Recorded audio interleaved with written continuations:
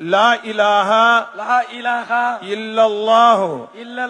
محمد رسول الله اللهم صل على محمد وعلى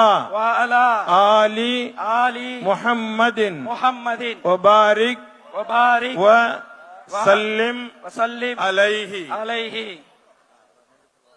اللهم لك صمت وبك آمنت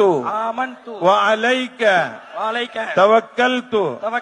وعلى رزقك أفطرت فتقبل مني